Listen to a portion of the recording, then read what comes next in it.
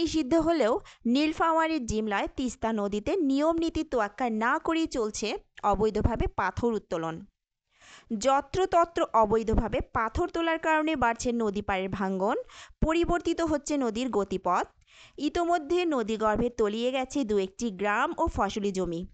বাড়ছে নদীগর্ভে তলিয়ে যাওয়া গ্রামের মানুষের দুর্ভোগ। আশ্রয় নিয়েছে বাঁধের উপর। সম্পূর্ণভাবে নিষিদ্ধ থাকলেও তিস্তা নদীতে চলছে ধুমসে অবৈধভাবে যত্রতন্ত্র। ইঞ্জিন চালিত নৌকা দিয়ে দিনে দুপুরে নদীর তলদেশ থেকে পাথর উত্তোলন। তোলা পাথর স্তূপ করে রাখা আছে নৌকার উপর। নীলফামারীর জিমলা উপজেলার 10টি ইউনিয়নের 6টি তিস্তার তীরবর্তী নিম্নাঞ্চল, যা সামান্য তিস্তার পানি বৃদ্ধিতে তলিয়ে থাকে। এসব এলাকার মানুষের দুর্ভোগ নিত্যদিনের সঙ্গী।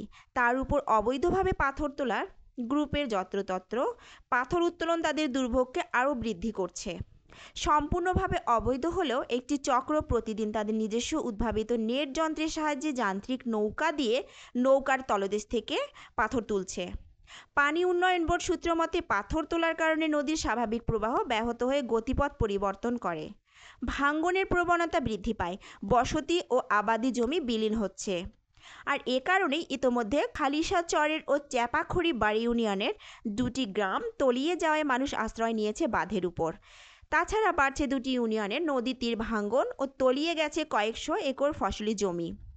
পানি উন্নয়ন বোর্ড জিমলা শাখার প্রধান প্রকৌশলী বলেন, তিস্তা থেকে শুধু পাথর তোলা না, পানি তোলাও সম্পূর্ণ নিষিদ্ধ। বাড়ি ছিল, বসত বাড়ি ছিল, গ্রাম ছিল, ওই পাথর তোলার কারণে বাড়ি ঘর সব ভেঙে গেছে। আমরা বাঁধে আস্তায় আছি, তো আমাদের কষ্টই, আবাদ নাই, বসত নাই, খুব কষ্ট আমাদের। কামাই উজার নাই, কোন দিকে যাবো আমরা কামাই করতে?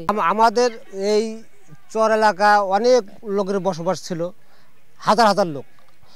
এই চর এই পাথর তিস্তা নদীতে ওঠা, এটা কোনো প্রশাসন প্রতিবাদ করে না। আমরা যদি ফোন দেই তাও ওনারা রিসিভ করে না। তাই এটা নিয়ে আমরা অনেক কয়বার প্রতিবাদ করছি, এই পাথর তোলা বন্ধ হয় না। 450 ভোট ছিল, এই গ্রামটা একবারে ভেঙে চুরে তিস্তা নদী শেষ করে দিছে, বুঝছেন।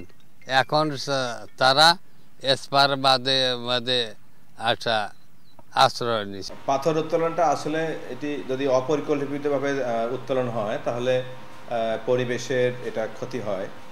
ইতিমধ্যে তিস্তা নদীতে যেটা আমরা পরিলক্ষিত করতেছি, কিছু অসাধু ব্যবসায়ী তিস্তা নদীতে শেপের মাধ্যমে পাথর উত্তোলন করতেছে।